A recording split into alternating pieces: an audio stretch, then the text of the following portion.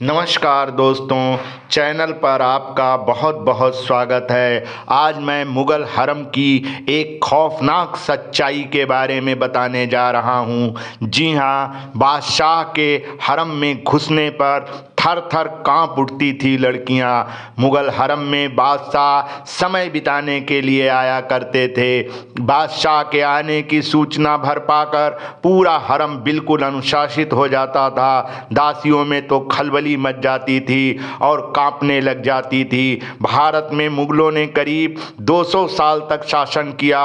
मुगल काल का इतिहास भारत को लेकर जितना क्रूर है, इतिहास में उनकी जीवन शैली को उतने ही भव्य तरीके से दर्शाया गया है। मुगल काल की कई कहानियाँ और तथ्य आपने इतिहास की किताबों में ज़रूर पढ़े होंगे।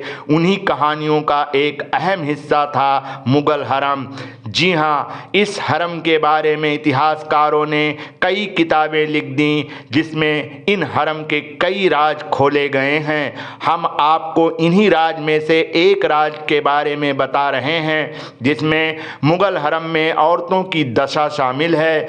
दरअसल मुगल काल में इस राजवंश की महिलाएं और शासकों की बेगमें जहां रहा करती थी, उसी जगह को मुगल हरम कहा जाता था। यहाँ पर मुगल बादशाह अपनी दिन भर की थकान मिटाने के लिए अपनी बेगमों के बीच आते थे।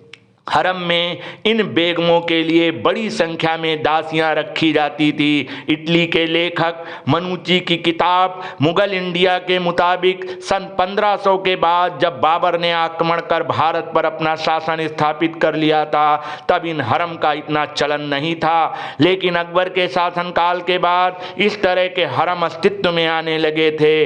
इस किताब के मुताबिक तब इस मुगल हरम में 5000 के आसपास औरतें रहा करती थी, जिनमें बादशाहों की बेगमें, उनकी बेटियां और दासियां शामिल थी। मनुची लिखते हैं कि बेगमों और उनकी बेटियों के आराम और सेवा के लिए विदेशों से हजारों की संख्या में लड़कियां लाई जाती थी। मनुची लिखते हैं कि मुगल हरम में बेगमों और शहजादियों की देखभाल के लिए जितनी औरतें रखी जाती थी, उतनी ही संख्या में किन्नरों को भी जगह दी जाती थी। ये किन्नर भी वही काम करते थे जो दासियां करती थी। कई बार तो बेगमों और शहजादियों की खिदमत सिर्फ किन्नर ही किया करते थे। पुरुषों के हरम में घुसते ही थर थर कांपने लगती थी लड़कियां। महिलाएं मुगल हरम में बादशाह और अपनी बेगमों के साथ समय बिताने के लिए आया करते थे। दूसरी, उन्हें इस बात का डर भी रहता था कि कहीं बादशाह की खातिरदारी में कोई कमी ना रह जाए तो उन्हें दंडित ना कर दिया जाए, क्योंकि तब मुगल काल में छोटे से अपराध की सज़ा भी बेहद भयानक हुआ करती थी। मनुची के अनुसार मुगल हरम के तहखाने में एक फांसी घर भी था, जहाँ पर कई दास दासियों को मौत की सज़ा देकर उन्हें वहाँ पर लटकाया जाता था। शराब का खुलकर यहाँ सेवन होता था। बादशाह के सामने नाचती थी दासियां।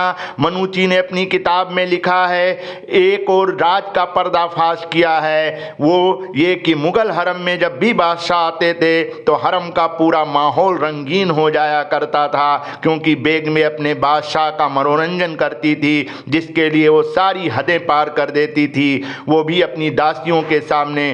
कई बार तो बेगम खुद अपनी दासियों को बादशाह के सामने नाचने को कहती थी, जिससे उनके पति का दिल बहल सके।